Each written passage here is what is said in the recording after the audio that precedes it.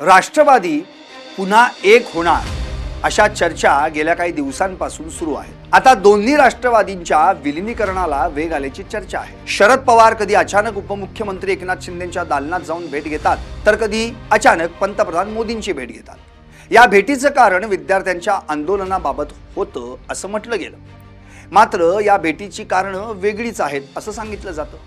पवारांच्या भेटीनंतर अजित पवारांच्या राष्ट्रवादीचे प्रदेशाध्यक्ष सुनील तटकरेंनी केंद्रीय मंत्री अमित शाह यांची भेट घेतली, तर खासदार पार्थ पवार आणि प्रफुल्ल पटेल यांनी शरद पवारांची भेट घेतली। मात्र दोन्ही नेत्यांनी भेट घेतल्यानंतर आता राष्ट्रवादीचं विलीनीकरण ठरलं अशी चर्चा सुरू झाली होती। पण शरद पवारांनी दोन्ही राष्ट्रवादीचं एकत्र येण्याचा काही संबंधच नाही असं म्हणत चर्चांना पूर्णविराम दिला। त्यामुळे या व्हिडिओतून पाहूयात की राष्ट्रवादीचं विलीनीकरण का थांबलंय, दोन्ही राष्ट्रवादीचं विलीनीकरण होऊ शकतं का, विलीनीकरणाला कोणत्या नेत्यांचा विरोध आहे। नमस्कार, मी संदीप आणि तुम्ही पाहता LS मराठी। महाराष्ट्राच्या राजकीय वर्तुळात गेल्या काही दिवसांपासून दोन्ही राष्ट्रवादीच्या विलीनीकरणाच्या चर्चांना उधाण आलं। दिल्लीपासून मुंबईपर्यंत नेत्यांच्या गुप्त भेटीगाठी सुरू आहेत। असं असलं तरी शरद पवार दोन्ही राष्ट्रवादी एकत्र येण्याचा किंवा विलीनीकरणाचा सध्या तरी काही संबंध नाही असं म्हणत या चर्चांवर पडदा टाकण्याचा प्रयत्न केला आहे। मात्र शरद पवार जे बोलतात त्याच्या विरुद्ध करतात हे आजपर्यंतचा इतिहास सांगतो। शरद पवार काय निर्णय घेतील याचा अंदाज कुणीच लावू शकत नाही। शरद पवारांनी आता विलीनीकरणाला नकार दिल्यानं विलीनीकरण होणारच असं अनेक जण म्हणताना दिसत आहेत। गेल्या काही दिवसांमध्ये दिल्लीत अत्यंत वेगवान घडामोडी घडताना दिसत आहेत, ज्यामुळे विलीनीकरणाच्या चर्चांना बळ मिळालंय। संसदेच्या अधिवेशनादरम्यान ज्येष्ठ नेते शरद पवार आणि खासदार सुप्रिया सुळे यांनी अचानक पंतप्रधान नरेंद्र मोदींची भेट घेतली होती। वरवर ही भेट दिल्लीतील जंतर मंतर येथे सुरू असलेल्या विद्यार्थ्यांच्या आंदोलनाबाबत आणि शेतकऱ्यांच्या प्रश्नांवर असल्याचं सांगण्यात आलं असलं तरी या भेटीचा राजकीय अर्थ वेगळाच लावला जातोय। याच भेटीनंतर लगेचच अजित पवारांच्या राष्ट्रवादी काँग्रेसचे प्रदेशाध्यक्ष सुनील तटकरेंनी केंद्रीय गृहमंत्री अमित शाह यांची भेट घेतली। त्यानंतर खासदार सुप्रिया सुळे आणि खासदार बजरंग सोनवणे यांनीही अमित शहांची भेट घेतली। दुसरीकडे खासदार पार्थ पवार आणि प्रफुल्ल पटेल या अजित पवार गटाच्या प्रमुख नेत्यांनी थेट शरद पवारांची भेट घेतली। राष्ट्रवादीचं विलीनीकरण आता ठरलं अशी खात्री राजकीय वर्तुळात त्यामुळे वर्तवली गेली, पण नेतृत्व कोण करणार यावर विलीनीकरण थांबल्याची चर्चा आहे। भाजपच्या केंद्रीय नेतृत्वानंही अजित पवार गटानं स्वतंत्र न राहता शरद पवार यांच्या नेतृत्वाखाली संपूर्ण पक्षाचं विलीनीकरण करूनच NDA मध्ये सामील व्हावं अशी अट ठेवल्याची चर्चा आहे।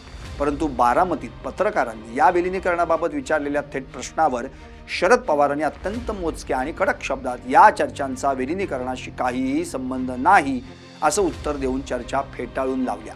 साहेब, खरं तर दोन्ही राष्ट्रवादी एकत्र येण्यासंदर्भात पुन्हा एकदा चर्चा घडू लागलेल्या आहेत, त्या संदर्भात काय साहेब? ती कर्जमाफीमध्ये ग्रामीण भागातल्या ओके। उपमुख्यमंत्री अजित पवारांच्या अचानक झालेल्या निधनानंतर महाराष्ट्राच्या राजकारणातील अनेक समीकरणं बदलली। अजित पवारांच्या निधनानंतर राष्ट्रवादीचं नेतृत्व आता उपमुख्यमंत्री सुनेत्रा पवार आणि खासदार पार्थ पवार यांच्याकडे आलंय। दोन्ही गट एकत्र आणण्याची प्राथमिक आणि अनौपचारिक बोलणी स्वतः अजित पवारांनी सुरू केली होती अशी माहिती आहे। मात्र त्यांच्या निधनानंतर या प्रक्रियेची गती पूर्णपणे मंदावली आणि दोन्ही बाजूंमधील विश्वासाचं वातावरण काहीसं डळमळीत झालं। या विलीनीकरणाला दोन्ही पक्षांमधील दुसऱ्या फळीतील आणि प्रमुख नेत्यांचा मोठा अंतर्गत विरोध असल्याचं समोर आलंय। शरद पवार गटाचे आमदार रोहित पवार यांनी या विलीनीकरणाच्या आणि NDA सोबत जाण्याच्या चर्चांवर उघड नाराजी व्यक्त केली। आम्ही कोणत्याही परिस्थितीत भाजप किंवा NDA सोबत जाणार नाही, आमचा संघर्ष लोकांसाठी सुरूच राहील असं म्हणत रोहित पवारांनी विलीनीकरणाला विरोध केला। मात्र रोहित पवारांनी कितीही भाजप सोबत जाण्यास विरोध केला तरीही शरद पवार गटातील बहुतांशी नेते भाजप सोबत जाण्याचा आग्रह धरत असल्याची माहिती आहे।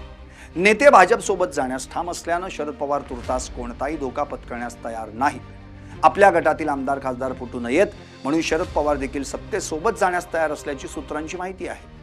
दुसरीकडे अजित पवार गटातील काही नेत्यांचा देखील विलीनीकरणाला विरोध असल्याची माहिती आहे। प्रफुल्ल पटेल आणि सुनील तटकरे यांसारख्या ज्येष्ठ नेत्यांना विलीनीकरणानंतर पक्षात मिळणाऱ्या स्वतःच्या स्थानाबाबत शंका आहे। जर दोन्ही पक्ष पुन्हा एकत्र आले तर शरद पवार गटातील जयंत पाटील आणि इतर निष्ठावान नेत्यांसोबत सत्ता आणि अधिकार वाटावे लागतील अशी भीती या नेत्यांना सतावत असल्याचं राजकीय विश्लेषकांचं म्हणणं आहे। महाराष्ट्राच्या राजकारणात कोणतीही गोष्ट कायमस्वरूपी नसते आणि निवडणुका जवळ आल्या की अनेक अनपेक्षित निर्णय घेतले जातात। दोन्ही गटांमधील अनेक आमदारांना आगामी विधानसभा निवडणुका लक्षात घेता विखुरलेली ताकद एकत्र यावी आणि पक्षाची मतपेढी मजबूत व्हावी असं नक्कीच वाटतं। अजित पवार यांचं अचानक निधन झाल्यानं आता राष्ट्रवादीत नेतृत्व करण्यासाठी आक्रमक चेहरा नाही असं अनेक नेत्यांचं मत आहे।